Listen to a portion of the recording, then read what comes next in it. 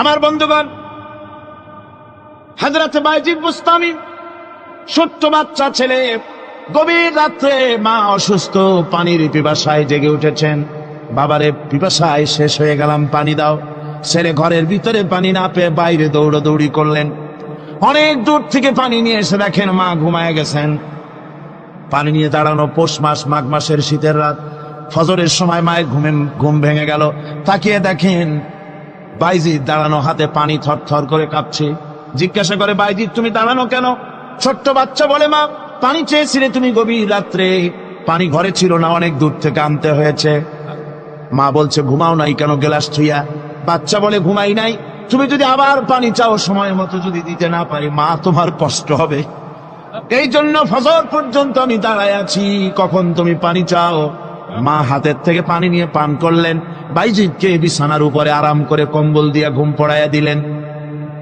হযরতে বাইজিদের মা উযু করে ফজরের নামাজ পড়ে সিজদায় চলে গেলেন। চিৎকার মেরে কেঁদে বলেন, আমার রব, আমার আল্লাহ, আমি আমার বাইজিদের মা, আমি মা হয়ে বাইজিদের জন্য দোয়া করি।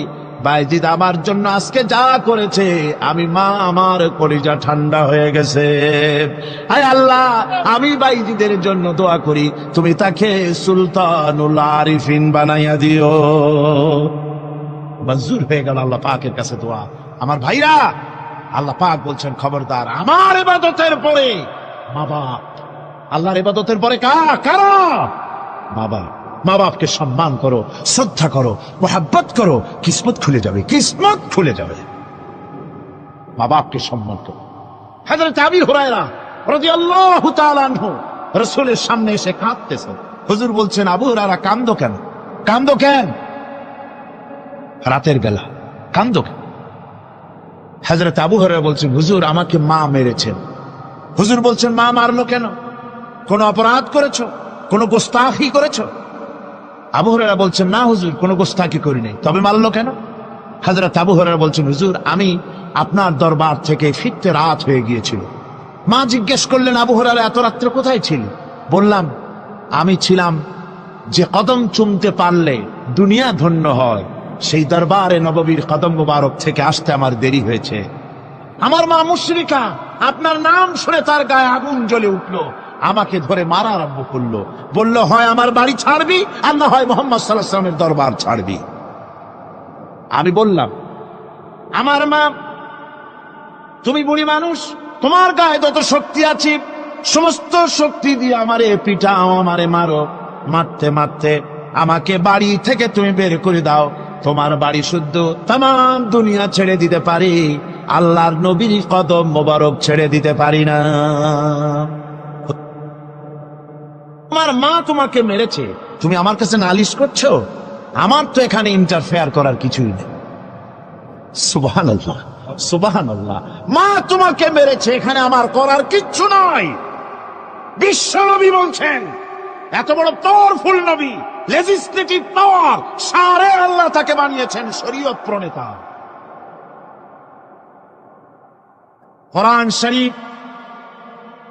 কোরআন শরীফই শুধু হালাল ও হারামের,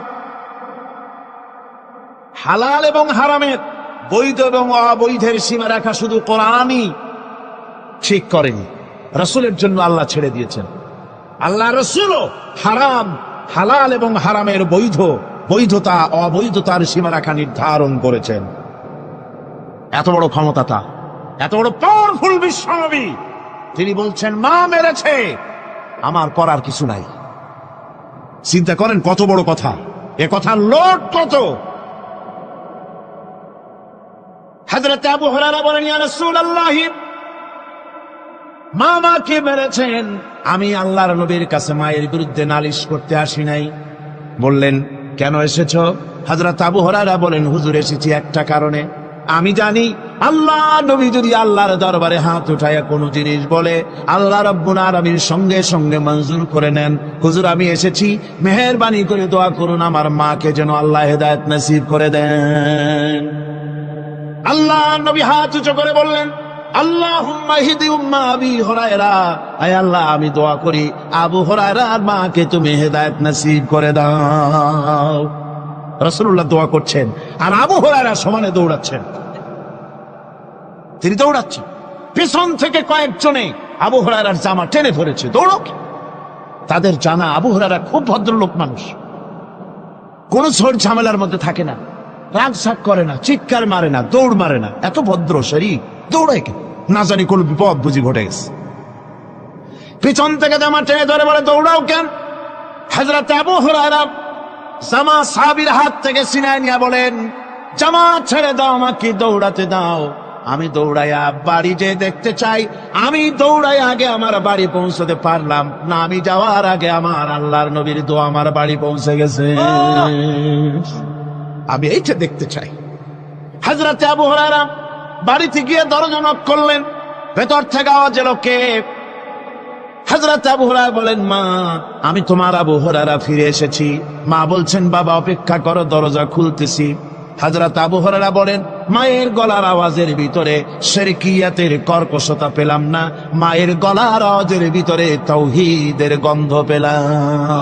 আমার মনে হলো নবীজির নিক্ষিপ্ত তীর তার নিশানায় পৌঁছে গেছে। কিছুক্ষণ পর মা আমার বেরিয়ে এলেন, মাথা থেকে চুলের থেকে বুড়ি মানুষ, সাদা চুলের ভিতর থেকে পানি পড়তেছে। মা বলল, বাবারে, তোমারে মারার পর আমি বড় অনুতপ্ত হয়েছি, অনুশোচনা করেছি, আমি গোসল করেছি, মনে মনে ভাবলাম আমার ছেলে তো কোনো খারাপ জায়গায় যায় নাই, কেন তারে মারলাম? আমি বড় লজ্জায় পড়েছি তোমারে মেরে। ও আমার আবু হুরায়রা, আমি গোসল করেছি, পবিত্র হয়ে গেছি, জলদি করে আমাকে নিয়ে চলো বিশ্ব নবী জনাবে মুহাম্মদুর রাসূলুল্লাহর দরবারে। হযরত আবু হুরায়রার মা ঘোষণা করলেন, আশহাদু আল্লা ইলাহা ইল্লাল্লাহু ওয়াহদাহু লা শারীকা লাহু ওয়া আশহাদু আন্না মুহাম্মাদান আবদুহু ওয়া রাসূলুহু। আমার ভাইরা, মা বাপ সবচেয়ে সম্মানের জিনিস। আল্লাহর ইবাদতের পরই মা বাপের খেদমত করতে হবে। আল্লাহ পাক বলছেন, বান্দারে দেখ, মায়ের পেট থেকে আনলাম, মায়ের বুকের মধ্যে মহব্বত পয়দা করলাম, এত মহব্বত দিলাম তোর উপরে, যে কোনো বিদেশে যান, যেখানে যান, বাড়িতে ফিরলে পরে সকলে, ছেলে মেয়ে ভাই বোন সবাই দেখবে সুটকেসে আমার জন্য আনছে কি, সবাই চিন্তা করবে আমার জন্য কি এনেছে। একমাত্র মা সন্তানের মুখের দিকে তাকাবে, কখন খাইছে সে। সুবহানাল্লাহ, সুবহানাল্লাহ, আমার বাসার মুখখানা শুকনা, তুই বুঝি আজকে কিছু খাইস নাই। বিদেশে যেসব সন্তান থাকে, মা কাটা কবুতরের মতো ছটফট করে। আমার ছোটবেলার কথা আমি দেখেছি, শর্ষিনা মাদ্রাসায় পড়তাম, আব্বা টাকা দিতেন মাদ্রাসায় যাওয়ার সময়, আবার মা আবার মুরগির ডিম বিক্রি করা, বিভিন্ন জিনিস বিক্রি করা বা বাজার করা পয়সা, উদ্বৃত্ত কিছু পয়সা আব্বার অজান্তে আমার হাতের মুঠার মধ্যে দিয়ে দিতেন। যখন মাদ্রাসার দিকে রওনা হয়েছি, পর্দার আড়াল থেকে দরজা থেকে দেখতাম, যতক্ষণ তাকায় দেখতেছি চোখ থেকে পানি দরদর করে পড়তেছে। সুবহানাল্লাহ, মা কি জিনিস! আল্লাহ আল্লাহ আল্লাহ। হযরতে মাহবুব রব্বানী কুতুবে সুবহানী শেখ মহিউদ্দিন আব্দুল কাদের জিলানী রাহমাতুল্লাহ আলাইহি তিনি বলেছেন, মুনাজাত করতে গিয়ে আবেগে বলেছেন, রব্বুল আলামিন, তুমি যদি দয়া করে আমাকে জান্নাত দাও, আর তোমাকে যদি আমি না পাই, তুমি যদি আমার সঙ্গে দেখা না করো, আমারে যদি কথা না বলো, তাহলে এই জান্নাত আমার কোনো লাভ নাই। আর আমাকে যদি জাহান্নামও দিয়ে দাও, আর মাঝে মধ্যে তুমি যদি জিজ্ঞাসা করো, মহিউদ্দিন কেমন আছো, তাহলে এই জাহান্নাম আমার জন্য বেহেশত হয়ে যাবে। আয় আল্লাহ, আমি শুধু তোমারই চাই, শুধু তোমারে দেখতে চাই। হুজুর একজন বুড়া লোককে বলছিলেন, মিয়া তুমি তো বেহেশতে যাবে না, তুমি তো বুড়া মানুষ, তুমি তো বেহেশতে যাইতে পারবে না। লোকটা কান দিয়ে অস্থির হয়ে গেছে। রাসূল বলছেন যে বেহেশতে বুড়া মানুষ যাবে না, তাহলে তো আমার উপায় নাই। হুজুর বলছেন, না, তুমি তখন বেহেশতে যাবে, তুমি যুবক হয়ে যাবে। সুবহানাল্লাহি ওয়া বিহামদিহি। একজন কালো মানুষ হুজুর বলছেন যে কালো মানুষ বেহেশতে যাবে না, সে তো একদম কান্দে হয়রান। হুজুর বলছেন, দেখো, তুমি যখন বেহেশতে যাবে, তুমি কালো থাকবে না, তুমি সুন্দর সুশ্রী হয়ে যাবে। সুবহানাল্লাহি ওয়া বিহামদিহি। একজন বলছিল, জান্নাতে যাইয়া যা চাইবো তাই যদি পাই তাহলে তো খুব ভালো কথা। কয় যে, হুজুর আমার তো হোক্কা খাওয়ার দারুণ অভ্যাস, তা বেহেশতের মধ্যে হোক্কা পাবো? বুজুর্গ ব্যক্তি বলছেন, আল্লাহর বান্দা, বেহেশতে যাইয়া যদি তুমি হোক্কা খাইতে চাও তো আল্লাহ তোমার হোক্কা দিবেন, কিন্তু আল্লাহর কসম করে বলতে পারি বেহেশতে যাইয়া এমন পচা জিনিস খাওয়ার তোমার ইচ্ছে জাগবে না। এত ভালো জিনিস তুইয়া এই পচা জিনিস খাওয়ার ইচ্ছা তোমার জাগবে না মনের ভিতরে। আমি দৃষ্টান্ত দিতে গিয়া বলি, অনেকদিন বন্ধুর সঙ্গে দেখা হয় নাই, বহু বছর পর হঠাৎ করে এক বন্ধু আর এক বন্ধুর বাড়িতে এসেছে, যে বলছে, ভাই যদিও বহু বছর পর এসেছি কিন্তু আমার হাতে সময় নাই, আজ আমি বেশ সময় তোমার বাড়িতে থাকবো না।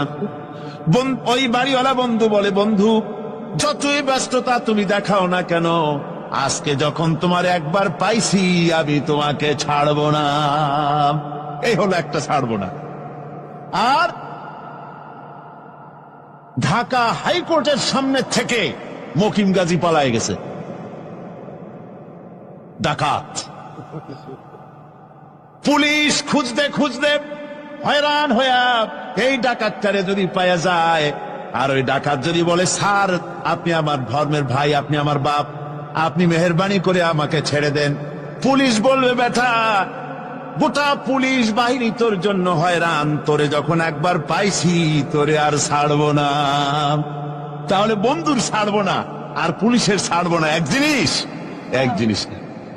জাহান্নামীদেরকে ধাক্কা মারতে মারতে জাহান্নামের দিকে নিয়ে যাবে, জাহান্নামের দিকে যেতে চাইবে না, তাই ধাক্কা মারা লাগবে। আর বেহেশতীদের ধাক্কা মারা লাগবে কেন? বেহেশতীরা যখন জান্নাতের দিকে যেতে থাকবে, ওদের জন্য লাল কার্পেট সম্বর্ধনা দেওয়া হবে, এই দুনিয়ার পচা লাল কার্পেট না, এত সুন্দর করে সাজানো থাকবে। এক একটা মঞ্জিলে যখন যাবে, জান্নাতীদের জন্য সাজানো মঞ্জিল দেখে তারা মনে করবে এইটাই বুঝে বেহেশত। ঘটি বাটি লোটা যা আছে তাই নিয়ে ওইখানে বসে পড়বে। ফেরেশতারা কবে যে, আল্লাহর বান্দা তুমি এখানে বসছো কেন, এটা তো বেহেশত না। কয় এক থেকেও ভালো আছে নাকি? কয় আছে না, ওঠো, আরে মিয়া উঠো। এইভাবে করে ধাক্কা মারবে, ওঠো সামনে যাও। আবার যখন সামনে যাবে, সেখানে এর থেকে আরো সুন্দর পরিবেশ দেখে ওইখানে আবার বসে পড়বে, মনে করবে এটা বুঝি বেহেশত। বলা হয়, ফেরেশতারা বলবে, আল্লাহর বান্দা এটা জান্নাত না, এর থেকেও ভালো জায়গা, সুন্দর জায়গা আছে। এইভাবে ধাক্কা মারতে মারতে তাদেরকে জান্নাতের কাছে নিয়ে যাওয়া হবে। হাত্তা ইযা জাউহা ওয়া ফুতিহাত আবওয়াবুহা ওয়া ক্বালা লাহুম খাযানাতুহা সালামুন আলাইকুম তিবতুম ফাদখুলুহা খালিদিন। এভাবে ধাক্কাতে ধাক্কাতে যখন তাদেরকে জান্নাতের দরজার কাছে নিয়ে যাওয়া হবে, আগের থেকেই তাদের জন্য দরজা খোলা থাকবে। সুবহানাল্লাহ। আগের থেকেই জান্নাত খুলে রাখা হবে। তাদেরকে বলা হবে, ওই জান্নাতের পরিচালক তিনি বলবেন, আসুন, ওয়েলকাম করবেন তাদেরকে, সালামুন আলাইকুম, আপনাদের প্রতি আল্লাহর শান্তি বর্ষিত হোক। বড় ভালোভাবে জীবনযাপন করেছিলেন দুনিয়ায়, আল্লাহর হুকুম মেনে চলেছিলেন, আল্লাহর হুকুম পালন করেছিলেন। দুনিয়ার বুকে বড় অশান্তি, মানুষের নির্যাতন, মানুষের বদনামি, জেল জরিমানা, রাত জেগে তাহাজ্জুদের নামাজ পড়া, যাদের ময়দানে কষ্ট করে রক্ত দেওয়া, শহীদ হওয়া, কত কষ্ট করে আল্লাহর দিন জমিনে কায়েমের চেষ্টা করেছেন, নিজের জীবনকে ভালো রেখেছেন, পবিত্র রেখেছেন।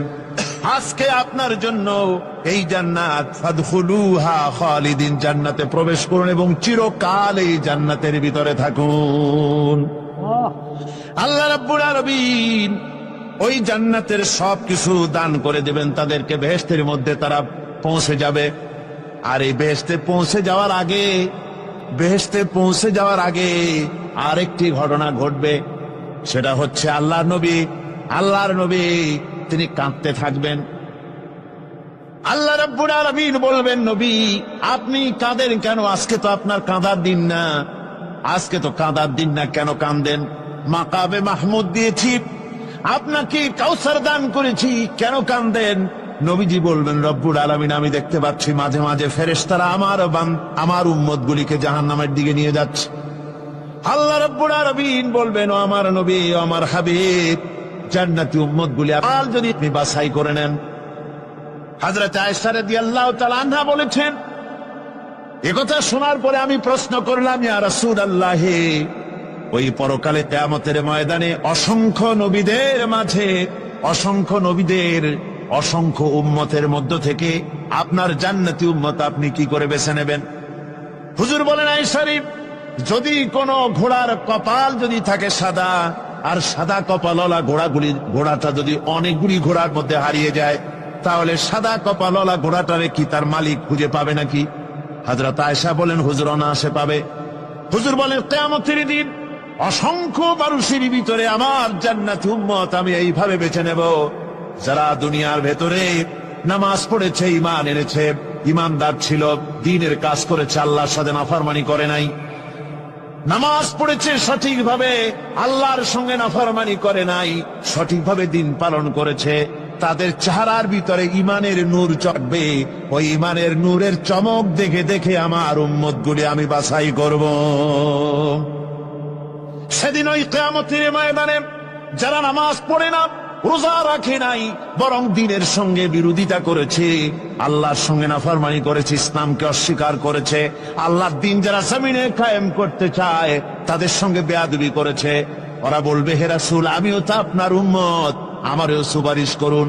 আল্লাহ নবী বলবেন, ভেগে যাও, দূর হয়ে যাও, তুমি যদি আমার উম্মত হবে, তুমি যদি আমার উম্মত হবে, তাহলে এসব উম্মতের মতো ঈমানের নূরের চমক তোমার ভিতরে আমি দেখতে পেতাম।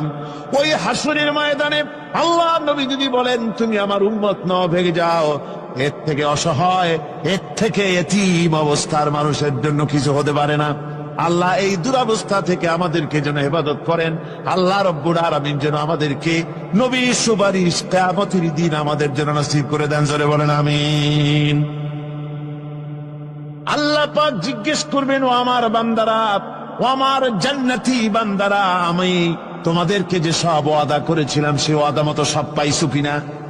আমি ওয়াদা করেছিলাম আমার জন্য রাত জেগে যদি তাহাজ্জুদের নামাজ পড়ো, নামাজ, রোজা, হজ, যাকাত যদি করো, আমার দিন কায়েমের জন্য যদি আন্দোলন করো, রক্ত যাও, আমার জন্য যদি কষ্ট করো, শহীদ হও, তাহলে আমি তোমাদেরকে জান্নাত দেব। যত ওয়াদা করছিলাম তা পেয়েছো কিনা?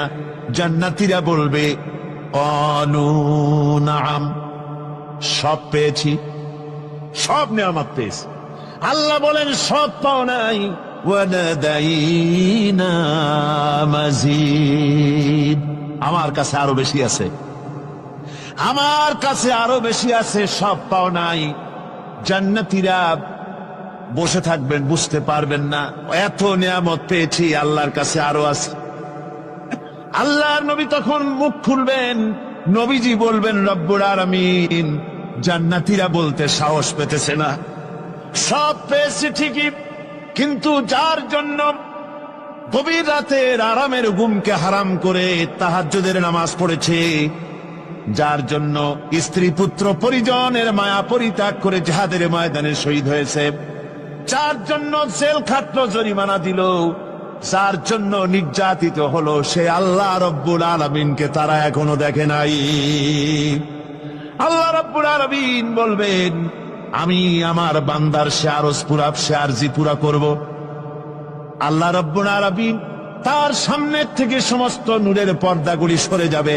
রব্বুল আলামিন তার বান্দার দিকে, বান্দার সামনে জালুয়া আফরোজ হবেন। আল্লাহ পাক কোরআনে কারীমের ভিতরে বলছেন, উজুহু ইয়াওমাইদিন নাযিরা ইলা রাব্বিহা নাযিরা। বান্দা, আল্লাহ পাক বান্দার দিকে তাকিয়ে থাকবেন, আর সমস্ত বান্দারা আল্লাহ রব্বুল আলামিনের দিকে তাকিয়ে থাকবে। এই অবস্থায় কত কাল চলে যাবে কেউ টের পাবে না। রব্বুল আলামিন জান্নাতের ভিতরে তোমার জান্নাতীরা যেদিন তোমাকে দেখবে, ওই দিন আমাদেরকেও জান্নাতে একটু জায়গা করে দিও আল্লাহ। আমরা যেন ওই জান্নাতের ভিতরে বসার জায়গা যদি না পাই, আমরা গুনাহগার মানুষ, জান্নাতের কোন একটু জায়গায় ঠাই করে দিও যেন তোমারে দেখতে পাই। আয় আল্লাহ, তোমাকে দেখার তৌফিক আমাদের দিও। জোরে বলেন আমিন। চৈত্র বৈশাখ মাসে প্রখর রোদে মাটি ফেরে চৌচির হয়ে যায়। এই ফেটে যাওয়া চৌচির মাটিতে আল্লাহ পাক বৃষ্টির পানি দিয়ে এই মাটিকে, এই মৃত্যু মাটিকে আল্লাহ পাক যেভাবে জিন্দা করেন, ইন্না যালিকা লামুহয়িল মাউতা ওয়া হুয়া আলা কুল্লি শাইইন কাদির, সে আল্লাহ পাক তোমরা মরলে পরে আবার এভাবে জিন্দা করতে পারবেন। জোরে কোন সুবহানাল্লাহ। আমার ভাইয়েরা, আল্লাহ পাকের পরে বলেন, দেখো মৃত্যু জমিনকে কেমনে জিন্দা করি। আল্লাহুল্লাযী আরসালার রিয়াহা ফাতুসিরু সাহাবা فسقناه إلى بلد ميت فأحيينا به الأرض بعد موتها كذلك النشور। আমি আল্লাহ রাব্বুল আলামিন ওই সমুদ্রের নোনা পানিগুলোকে, সমুদ্রের লবণাক্ত পানিগুলিকে বাষ্পীয় আকারে উত্থিত করে মেঘমালায় পরিণত করি, আর এরপরে বাতাসকে হুকুম করি, বাতাস এই মেঘটারে টেনে নিয়ে যাও অমুক জায়গায়। মেঘ চলে এলো। আল্লাহ রাব্বুল আলামিন বলেন, মেঘ এবার বিন্দু বিন্দু করে বৃষ্টি বর্ষণ করে দে। আমার হুকুমে ওই পানিগুলি বৃষ্টি হয়ে বিন্দু বিন্দু হয়ে জমিনে পতিত হয়। আল্লাহ বলেন, এভাবে করে বৃষ্টির পানি দিয়া মরা জমিনকে জিন্দা করে দিয়া নববধূ গর্ভধারণের যেমন প্রস্তুতি নেয়, বৃষ্টির পানি পায়া মরা জমিন তেমন ফসল ধারণের জন্য প্রস্তুতি নিয়ে নেয়। সুবহানাল্লাহ বিহামদিহি। এইটা যেভাবে আমি করি, কাযালিকান নুশুর, এইভাবে করে তোমাদের কি কিয়ামতের দিন আমি জিন্দা করতে পারবো? কেমনে অস্বীকার করো? কাইফা তাকফুরুনা বিল্লাহি ওয়া কুনতুম আমওয়াতান ফাহইয়াকুম সুম্মা ইউমীতুকুম সুম্মা ইলাইহি তুরজাউন। কি করে তুমি আমাকে, আমি আল্লাহকে অস্বীকার করো? কুনতুম আমওয়াতান, তুমি ছিলে নিষ্প্রাণ, ফাহইয়াকুম, এরপরে আমি তোমাকে জিন্দা করলাম, সুম্মা ইউমীতুকুম, এরপরে তোমাকে আমি মৃত্যু করব, সুম্মা ইউহয়ীকুম, এরপরে তোমাদেরকে আবার আমি জিন্দা করব, সুম্মা ইলাইহি তুরজাউন, এরপরে তোমাদের সকলকেই আমার কাছে ফিরে আসতে হবে। দেখেন না, আমরা যখন মানুষকে কবরে রাখি, কবরে রাখা তারপরে উপরে মাটি দিয়ে কি বলেন আপনারা? মিনহা খালাকনাকুম, পড়েন, মিনহা খালাকনাকুম ওয়া ফিহা নুঈদুকুম ওয়া মিনহা নুখরিজুকুম তারাতান উখরা। এ বান্দা, এই মাটি দিয়া তোরে তৈরি করা হয়েছিল, এ মাটির ভিতরে রেখে গেলাম, আবার এই মাটি থেকে আল্লাহ রব্বুল আলামিন তোমারে জিন্দা করবেন। কিয়ামতের ময়দানে সকলকে উঠতে হবে সেখানে আল্লাহর দরবারে। আল্লাহ পাক বলছেন, বান্দা কেমনে অস্বীকার করো? ইন কুনতুম ফি রাইবিম মিনাল বা'স ফাইন্না খালাকনাকুম মিন তুরাব। পরকালকে যারা অস্বীকার করো, কিয়ামতে উঠতে হবে, এটাকে কিভাবে অস্বীকার করো? চিন্তা করে দেখো, তুমি নিষ্প্রাণ মাটি ছিলে, সেই মাটি দিয়েই আমি তোমাকে তৈরি করেছি। আবার আল্লাহ পাক মানুষকে আরো বুঝান, কিয়ামত আছে, পরকাল হবে, আল্লাহর দরবারে উঠতে হবে। আলাম ইয়াকুন নুতফাতাম মিন মানিয়্যিন ইউমনা, তুমি কি মাতৃগর্ভে নিক্ষিপ্ত এক ফোঁটা পানি ছিলে না? সুম্মা কানা আলাকাতান ফাখালাকা ফাসাওয়া, এরপরে তোমাকে মাংসপিণ্ডে, জমাট রক্তে মাংসপিণ্ডে পরিণত করা হলো, এরপরে তোমাকে সুন্দর করে তোমাকে সুগঠিত করা হলো। ফাজআলা মিনহু যাওজাইনি যাকারা ওয়াল উনসা, এরপরে মাতৃগর্ভের ভিতরে আমি এটাকে পুরুষ বানালাম, কন্যা সন্তান অথবা পুত্র সন্তানে পরিণত করলাম। এইটা যে পেরেছে, যিনি পেরেছেন, আলাইসা যালিকা বিকাদিরিন আলা আইয়ুহিয়াল মাউতা, সে আল্লাহর পক্ষে কি সম্ভব নয় যে তোমার মৃত্যুর পরে তিনি আবার জিন্দা করতে পারবেন? কি বলেন সম্ভব না? তিনি পারবেন না? নিশ্চয়ই তিনি আবার কিয়ামতের মাঠে আমাদেরকে হাজির করতে পারবেন, এতে কোনো সন্দেহ নাই। আল্লাহ পাক সেই জন্য এখানে বলতেছেন যে ওরা বাল কাযযাবু বিসসাম, ওরা আসলেই পরকালকে অস্বীকার করেছে। আপনি যে নবী এতে কোনো সন্দেহ নাই। আপনি খানা খান, আপনি বাজারে যান, এটাই মূল আপত্তির বিষয় না। মূল কথা হলো তারা পরকালকে অস্বীকার করেছে। আল্লাহ পাক বলেন وَأَنَّ السَّاعَةَ آتِيَةٌ لَا رَيْبَ فِيهَا, অবশ্যই সে সময় আসবে, সে কিয়ামত আসবেই, এতে কোনো সন্দেহ নাই। وَأَنَّ اللَّهَ يَبْعَثُ مَن فِي الْقُبُورِ, আর আল্লাহ পাক তিনি কবরের মধ্যে অন্তর্হিত যা কিছু আছে সবাইকে কিয়ামতের দিন আল্লাহ পাক ময়দানে উঠাবেন। কিয়ামতে আল্লাহর দরবারে সকলকে হাজির হতে হবে। আমার বন্ধুগণ, আল্লাহ পাক বলেন ওয়ালাকাদ খালাকনাল ইনসানা মিন সুলালাতিন মিন তিন, লক্ষ্য করো তুমি ছিলে মাটির নির্যাস থেকে, তোমাকে তৈরি করা হয়েছে। শুধু মাটির নির্যাস থেকে তোমাকে কোনো মডেল ছাড়া, কোন ধরনের আদর্শ ছাড়া, কোন ধরনের নমুনা ছাড়া তোমাকে সৃষ্টি করা হলো। সুম্মা জাআলনাহু নুতফাতান ফি ক্বারারিম মাকিন, এরপরে মাতৃগর্ভের একটা অত্যন্ত সুরক্ষিত জায়গায় তোমাকে সংরক্ষণ করা হয়েছিল। সুম্মা খালাকনান নুতফাতা আলাকাতান ফাখালাকনাল আলাকাতা মুদগা, রক্তপিণ্ডকে, নাপাক পানিকে জমাট রক্ত করেছি, জমাট রক্তকে আমি আবার গোস্ত পিণ্ডে পরিণত করেছি।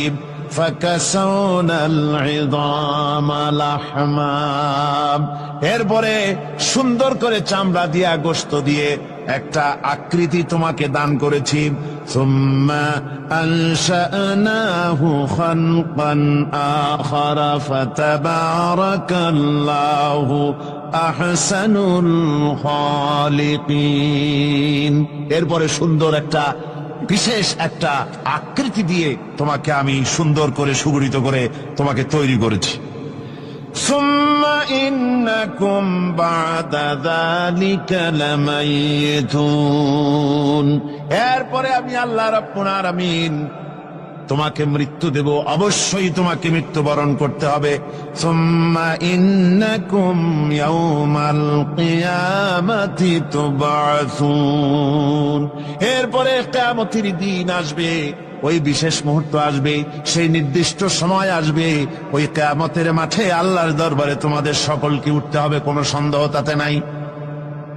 আল্লাহ পাক বলছেন وَأَعْتَدْنَا لِمَنْ كَذَّبَ بِالسَّاعَةِ سَعِيرًا, আমার এই পরকালকে, এই আখিরাতকে, কিয়ামতের দিনকে যারা অস্বীকার করবে, যারা মিথ্যা মনে করবে, আমি তাদেরকে জ্বলন্ত আগুনের শাস্তি তাদের জন্য রেখেছি। জোরে বলেন নাউজুবিল্লাহ।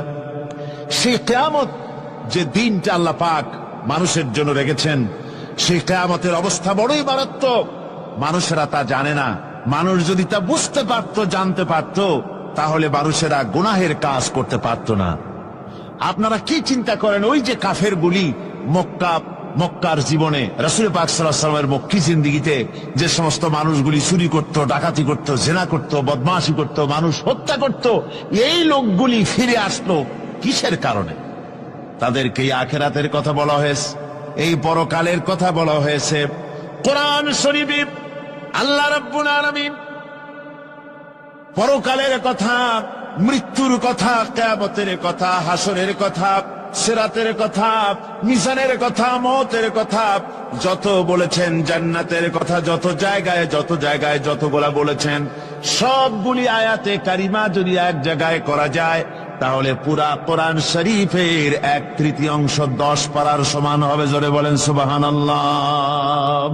যেহেতু পরকালের চিন্তা ছাড়া মানুষের জীবন পরিচ্ছন্ন হতে পারে না, সুন্দর হতে পারে না, অপরাধ মুক্ত হতে পারে না। আল্লাহ পাক বলেন সেই দিনটি বড়ই ভয়ানক, বিপজ্জনক। ওই দিনটির ব্যাপারে আল্লাহ পাক তার বান্দাদেরকে সতর্ক করে দিয়েছেন, বান্দারা সতর্ক হয়ে যাও, এইভাবে দিন যাবে না, কিয়ামত আসবে। আর ওই কিয়ামত এত মারাত্মক হবে, আল্লাহ সতর্ক করছেন বান্দাদেরকে, ইয়া আইয়ুহান নাসুত্তাকু রাব্বাকুম ইন্না যালজালাতাস সাআতি শাইউন আযীম। হে মানব সকল, আত্মরক্ষা করো খোদার গজব থেকে, আল্লাহর গজব থেকে আত্মরক্ষা করো। ইন্না যালজালাতাস সাআতি শাইউন আযীম, সেই কিয়ামতের সেই কম্পন খুবই মারাত্মক, খুবই ভয়াবহ কম্পন সৃষ্টি হবে সেদিন। ইয়াউমা তারাউনাহা তাযহালু কুল্লু মুরদিআতিন আম্মা আরদাআত, সেদিন দেখতে পাবে স্তন্যদায়িনী মা, যে মা তার সন্তানকে দুধ দেয়, ওই মাও তার দুধের বাচ্চার কথা ভুলে যাবে, মনে থাকবে না। আল্লাহ রাব্বুল আলামিন বলেন, ওয়াতাদাউ কুল্লু যাতিন হামলিন হামলাহা, গর্ভধারিণী মেয়ে লোক তাদের গর্ভ খসে পড়বে। ওয়াতারান নাসা সুকারা, মানুষকে মানুষ দেখতে পাবে, মানুষগুলো উদ্ভ্রান্ত হয়ে পাগলের মতো ছুটাছুটি করছে। আল্লাহ বলেন, ওয়ামা হুম বিসুকারা, আসলে এরা নেশাগ্রস্ত নয়, আসলে পাগল হয় নাই। ছুটছে কেন? কেন? স্তন্যদায়িনী মা দুধের বাচ্চার কথা ভুলে গেছে। গর্ভধারিণী গর্ভবতী নারী, তার গর্ভ খসে পড়েছে, মানুষ পাগলের মতো দৌড়াচ্ছে। কারণ কি? পাগল তো হয় নাই। আল্লাহ বলেন, আসল কারণ হলো ওয়ালাকিন্না আযাবাল্লাহি শাদীদ, আল্লাহর ভয়ঙ্কর আযাব। আর এইসব দৃশ্য, এইসব কম্পন মানুষের মধ্যে ত্রাস সৃষ্টি করে দিয়েছে, এই অবস্থার সৃষ্টি করেছে।